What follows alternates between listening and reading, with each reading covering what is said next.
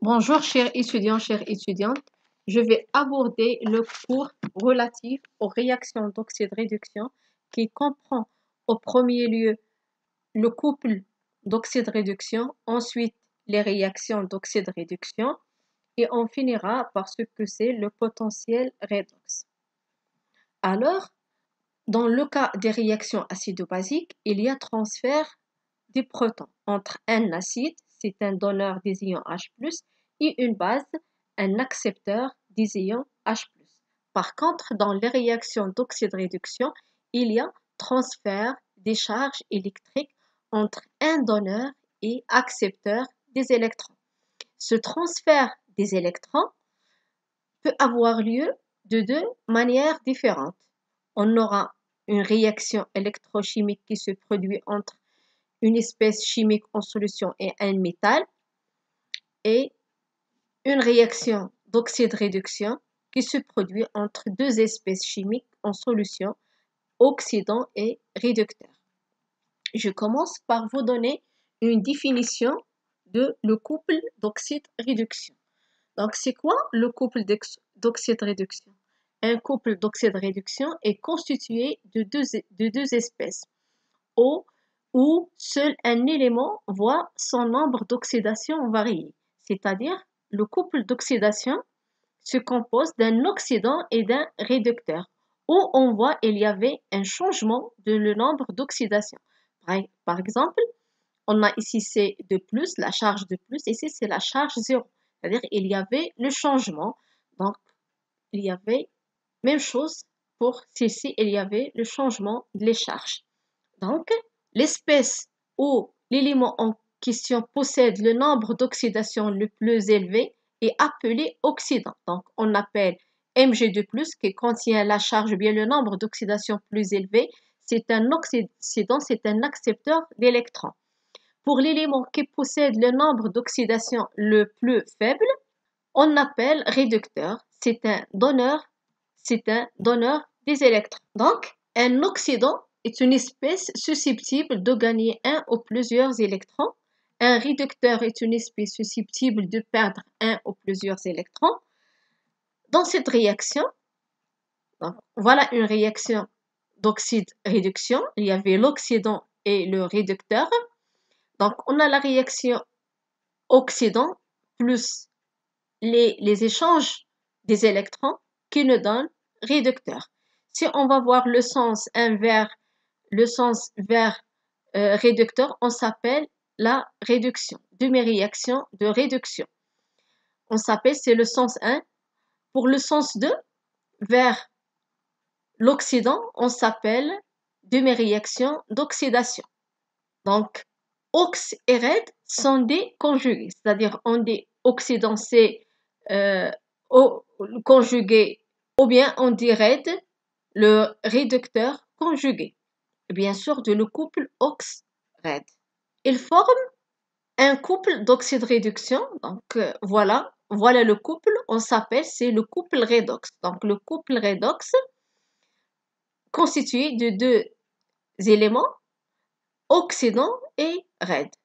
Donc une oxydation c'est une perte d'électrons et une réduction est un gain des électrons. Vous allez voir la réaction. Donc, pour l'oxydation, c'est dans le sens où il y avait une perte d'électrons. Par contre, la réduction, il y avait un gain des électrons.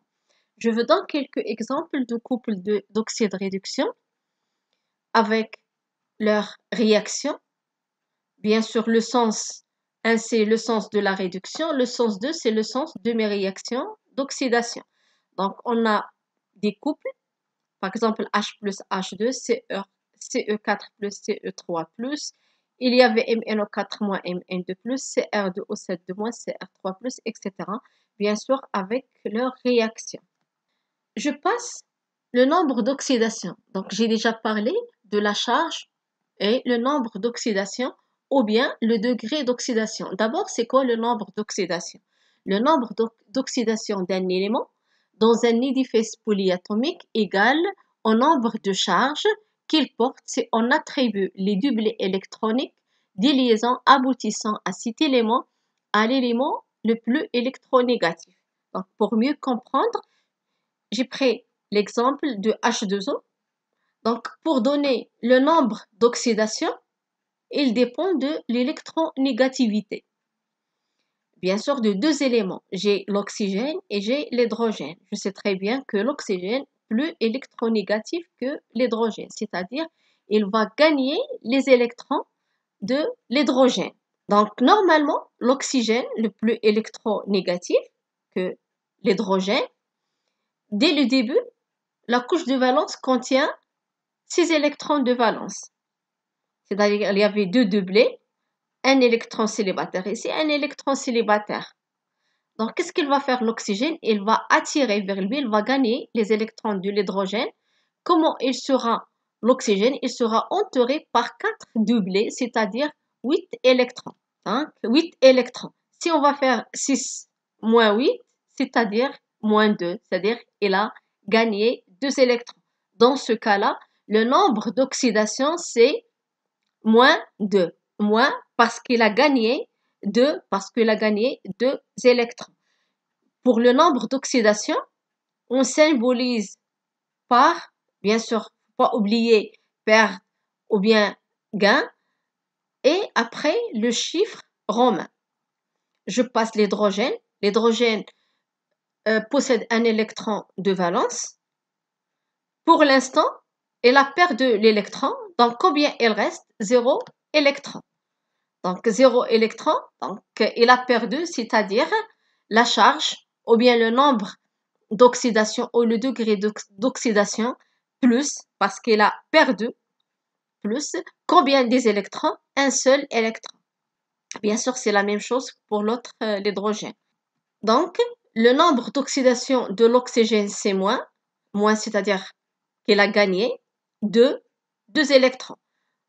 On symbolise les électrons par le chiffre romain. Pour l'hydrogène, c'est plus, il a perdu un électron. 1, c'est le nombre des électrons, chiffre romain.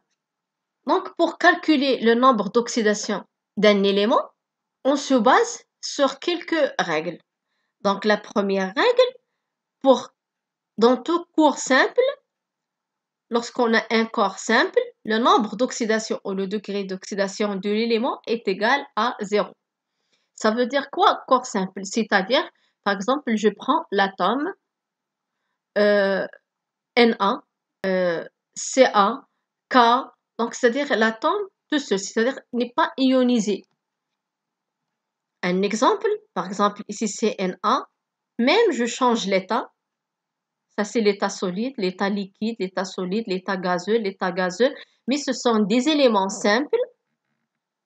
Le nombre d'oxydation, c'est 0. C'est ça la première règle. La deuxième règle, à l'état d'ion monoatomique, c'est-à-dire seul ion, l'ion d'un seul atome, le nombre d'oxydation de l'élément est égal à la charge de l'ion. Donc, le nombre d'oxydation d'un ion, c'est la charge. C'est sa charge. On va voir l'exemple. Par exemple, ici, Na+, la charge, c'est plus. Donc, le nombre d'oxydation, c'est plus 1. Br-, donc, moins, le nombre d'oxydation, c'est moins 1. Pour Mg2+, j'ai 2+, donc plus 2. Juste, je dois, au lieu qu'il sera 2+, je commence par plus 2. Le nombre d'oxydation de l'oxygène, c'est moins 2. Donc, 2 moins, c'est moins 2. La troisième règle, c'est dans un édifice polyatomique. Ça veut dire quoi, édifice polyatomique? C'est-à-dire que ce sont des molécules. On utilise la formule suivante. La somme, le nombre d'oxydation d'éléments fois le nombre d'éléments est égal à la charge de l'édifice, c'est-à-dire la charge de la molécule. Donc, pour mieux comprendre, je vous donne un exemple. Par exemple, la molécule HSO4-. La question, c'est déterminer le nombre d'oxydation de le soufre. Pour l'hydrogène, je le connais, c'est plus 1. L'oxygène, c'est moins 2. On a déjà vu, donc c'est moins 2. Qu'est-ce qu'il nous reste de calculer le nombre le numéro d'oxydation, le nombre d'oxydation, le soufre. Donc, j'applique cette règle. La somme, le nombre, j'ai l'hydrogène, le nombre d'oxydation de l'hydrogène, plus le nombre d'oxydation de le soufre, plus 4, le nombre d'oxydation de l'oxygène est égal à la charge de l'édifice. Donc, la charge de l'édifice, c'est moins 1. Donc, j'applique cette règle. Ça me donne cette équation. L'hydrogène, j'ai déjà connu, c'est plus 1. L'oxygène, c'est moins 2. Donc, je peux calculer le nombre d'oxydation pour le soufre est égal à plus 6. Un autre exemple d'un ion déchromate, c'est Cr2O7-. Pour l'oxygène, j'ai déjà connu, c'est moins 2. Qu'est-ce qu'elle me reste? C'est le chrome. La question, c'est déterminer le nombre d'oxydation de le chrome. Donc, bien sûr, j'applique la troisième règle. J'ai 2 atomes de chrome. Je dois prendre 2 fois le nombre d'oxydation du chrome, plus 7, le nombre d'oxydation de l'oxygène est égal à moins 2. Voilà, donc l'oxygène c'est moins 2, donc ça fait 14, plus 2, le nombre d'oxydation du chrome est égal à moins 2. Donc, le nombre d'oxydation du chrome, c'est plus 6. Donc, je vous donne le nombre d'oxydation après le calcul, le nombre d'oxydation de l'atome de l'azote pour des molécules différentes. Qu'est-ce que vous remarquez?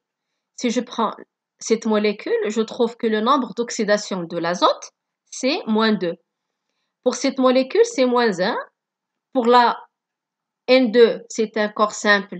Le nombre d'oxydation, c'est 0. Pour cette molécule, c'est plus 1, plus 2, plus 3, plus 4, plus 6.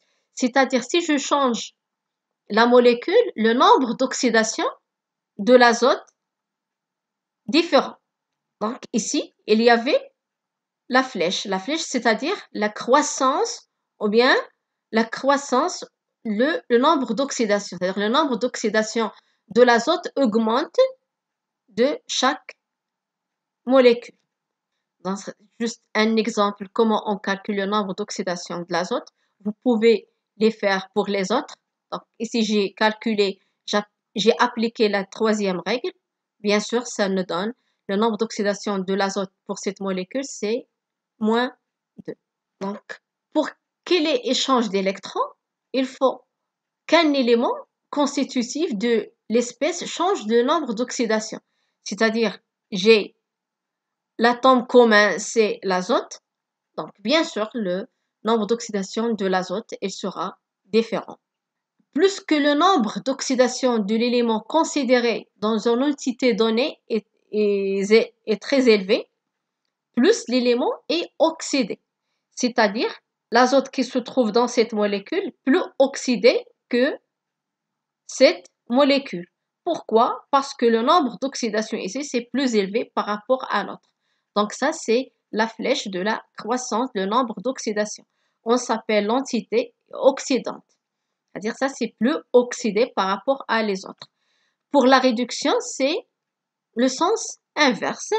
Plus le nombre d'oxydation de l'élément considéré dans une entité donnée est faible, et plus l'élément est réduit. Donc ici, la flèche, le nombre d'oxydation plus élevé, la molécule est oxydante. Le nombre d'oxydation, le sens opposé, l'entité est réductrice. Conclusion, au cours d'une oxydation, le nombre d'oxydation de l'élément augmente. Donc pour la réaction d'oxydation, le nombre d'oxydation de l'élément augmente.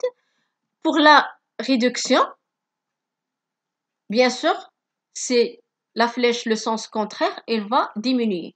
Donc, un exemple de la réaction d'oxydation pour du fer. Donc, la réaction d'oxydation, c'est, je prends Fe, ça donne Fe2+, plus combien des électrons? Plus 2 électrons. Donc, cette réaction, le fer, ça donne Fe2+, Fe, ça donne Fe2+, plus 2 électrons. C'est une réaction d'oxydation. Si je dois calculer le nombre d'oxydation de le fer, c'est un corps simple, c'est 0. Pour Fe2+, la deuxième règle, c'est la charge, c'est +2.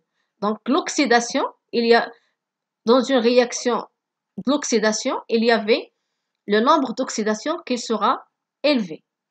Par contre, dans réaction de réduction, le nombre d'oxydation de l'élément diminue. Si par exemple, je prends même exemple, mais c'est juste le sens opposé, c'est-à-dire Fe2+, plus 2 électrons, ça donne le fer. J'ai le nombre d'oxydation Fe2+, c'est plus 2. Par contre, le fer, c'est 0. Donc, il y avait une diminution de le nombre d'oxydation. Un autre exemple, par exemple, ici, j'ai la réduction des ions nitrates, NO3-, qui nous donne NO. Donc, pour NO3-, si je dois calculer le nombre d'oxydation de l'azote dans cette molécule, c'est plus 6. Par contre, dans cette molécule, c'est plus 2. C'est-à-dire qu'il y avait une réduction et une diminution de le nombre d'oxydation. Je passe à les réactions d'oxyde-réduction. Donc, pour obtenir une réaction d'oxyde-réduction, on a besoin de 2 couples. C'est la même chose pour les réactions acido-basiques. On a besoin de 2 couples.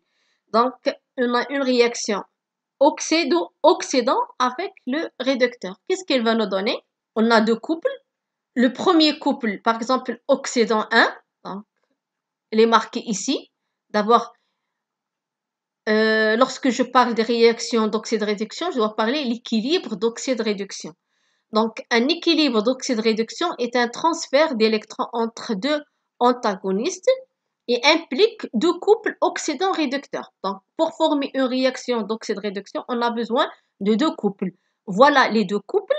C'est le réducteur 1, c'est-à-dire le premier couple, qui donne l'oxydant 1 plus M électrons, c'est-à-dire le nombre des électrons. On s'appelle cette réaction demi-équation d'oxydation.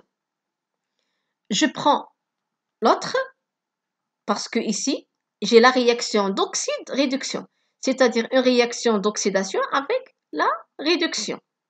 C'est-à-dire 2 réactions, les sens opposés. Je prends le deuxième couple, mais je commence par l'oxydant. Oxydant 2 plus N électrons, ça donne réducteur 2. Donc, ce sont des demi-réactions. Ça, c'est l'oxydation, ça, c'est la réduction. Pour donner la réaction d'oxyde-réduction, la première des choses, je dois voir les électrons. J'ai ici M électrons, par contre, ici, j'ai N électrons. Donc, je dois simplifier par les électrons. C'est-à-dire, je dois multiplier ici fois N et ici fois M pour simplifier les électrons. Donc, pour la réaction d'oxyde-réduction, il y avait la disparition de les électrons. Après, je fais la somme. La somme de les deux, je dois combiner les deux de mes réactions. Oxydation avec la réduction. Ça donne la réaction globale. On s'appelle réaction Bélo d'oxyde-réduction, bien la réaction globale, bien la réaction ion total. Donc, N réducteur 1. Pourquoi petit n? Bien sûr, pour équilibrer, pour éliminer les électrons, pour avoir les mêmes électrons ici. Ça donne N réducteur 1 plus M oxydant 2, c'est-à-dire dans le couple 2, ça donne N oxydant 1 plus M réducteur 2. Donc ça, c'est un équilibre d'oxyde-réduction. Chaque équilibre caractérisé par une constante d'équilibre thermodynamique CK est égal, puis les produits sur les réactifs. Bien sûr, il ne faut pas oublier des coefficients stéchiométriques. Pour l'instant, parfois, c'est pas facile de donner des demi-réactions, soit l'oxydation, soit la réduction. Par exemple, pour le fer, c'est très simple. Mais si je prends, par exemple, pour les CR2O7- ou bien les MnO4-, ça sera un peu difficile. Donc, pour donner des demi-réactions, soit oxydation, soit réduction, il y en a des étapes à suivre. Des étapes à suivre pour donner, bien sûr, les demi-équations correctes. La première des choses, je dois équilibrer l'élément chimique oxydé ou réduit. Je prends le couple, je mets d'un côté l'oxydant, l'autre réducteur.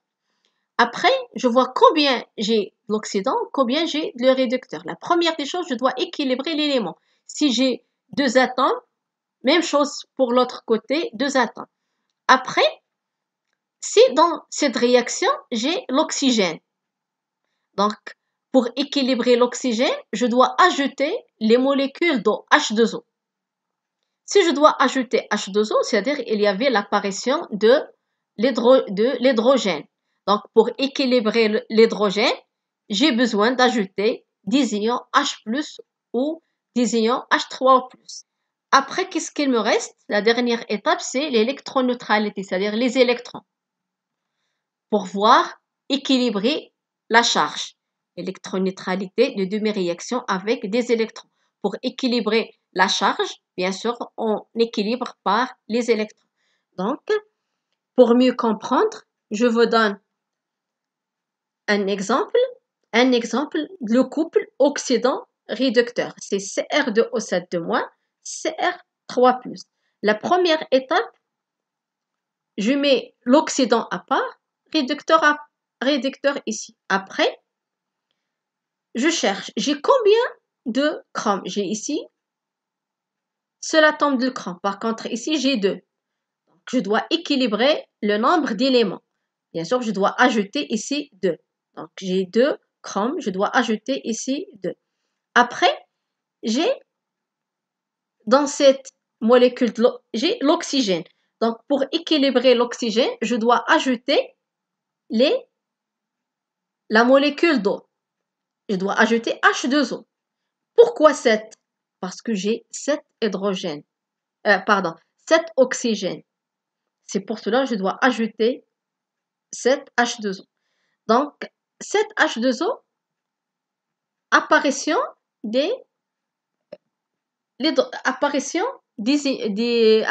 d'hydrogène.